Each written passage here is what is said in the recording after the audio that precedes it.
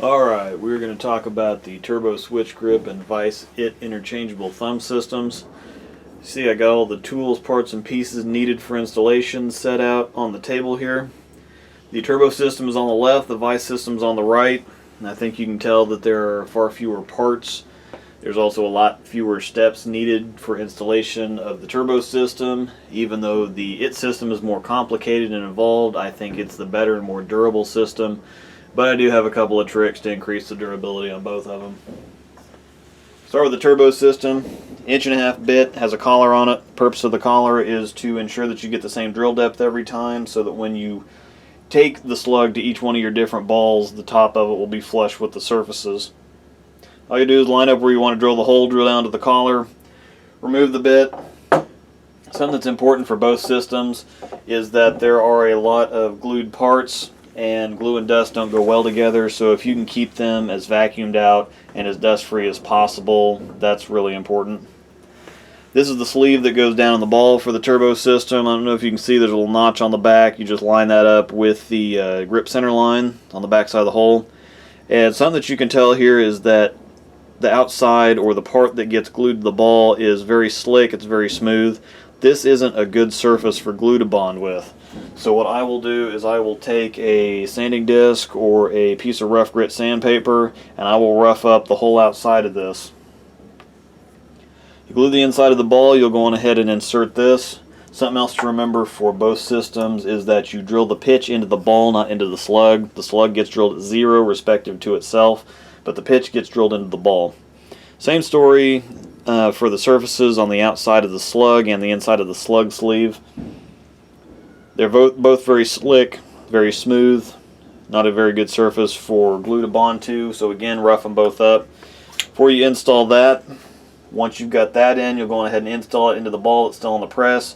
You'll drill your thumb hole, you will reset your pitches to 0, you will cut the slug off, bevel the hole, and you are done with the turbo system. Very uninvolved, very simple. Not much more involved than just drilling a normal slug. Moving on to the system, same concept, but they do send you 2 drill bits. One is 1 inch and 5/16, the other one is 1 inch and 7/16. This allows you to drill either 1 1/4" slug or 1 3/8" slug, where the turbo system only allows 1 1/4". You'll go on ahead and line your hole up. Same thing, drill down to the collar.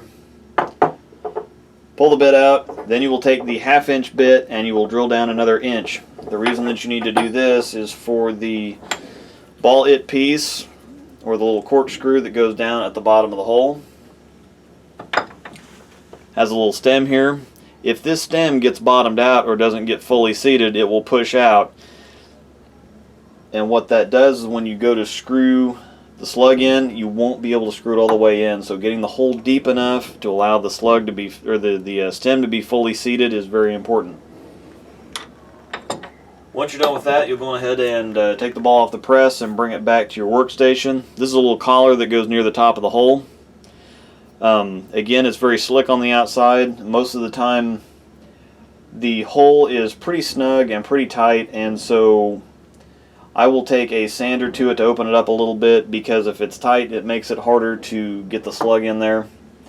But again, this is very smooth on the outside, so I'll rough this up. I like to go on ahead and glue this in before I insert the ball. You put it slightly below the surface of the ball so you don't have to cut it off. This is pretty flimsy material and it doesn't cut well.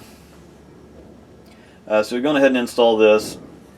I like to go on ahead and glue it in first, like I say, but sometimes it can push the glue down inside the hole a little bit, and so I'll take a rag and I'll go ahead and wipe it out. Sometimes there's little burrs or little lips on this from being cut in the factory, and so I'll go on ahead and after I wipe the glue out, I'll take the sander back to it to smooth off those edges and to get rid of any excess glue that's stuck in the hole. So once you've got that in there, you can go on ahead and put your ball on the insertion tool, spin it around until it clicks. Once that's done, here's the black line on the back. You will align that with the center line, or with your grip center line on the opposite side of the hole. Again, these surfaces are very smooth and slick, and so I'll rough these up too. Glue goes on here, and on the seat here. What they recommend you do is going ahead and put this down inside the hole, and then you'll put your tamping rod down in the center there to make sure that this is seated. The problem that I find, or that I used to see or run into in the past, was that the hole is still pretty tight at the bottom, and so it would have a tendency to push this back up a little bit. And if it glued before I got the rod in the hole, I wouldn't know exactly how much for. There's sometimes I tried beating it pretty hard, and it can, if you have to hit it very hard to get this seated, it can break either this piece or it can snap the corkscrew off the bottom of the insertion tool, and you don't want that. So I will go on ahead and put the tamping rod down in there and make sure that this is as seated as possible. I'll insert it down in there, I'll wiggle it back and forth to spread the glue around a little bit, and I'll let it sit there. At this point, they will tell you to take the rod out and insert this little spreader piece. I don't know if you probably can't see it, but it's tapered, it's smaller at the bottom than at the top, and you will want to put it down into the hole like this.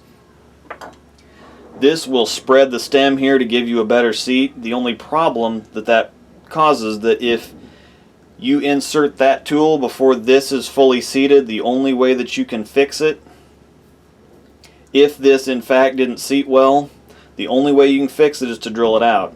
If you unscrew this and check to make sure that the stem is fully seated before you put the spreader piece in there, you can most of the time go on ahead and you drive this stem further down in to the hole. Otherwise, you have to drill it out. So I like to go on ahead and wait just to make sure.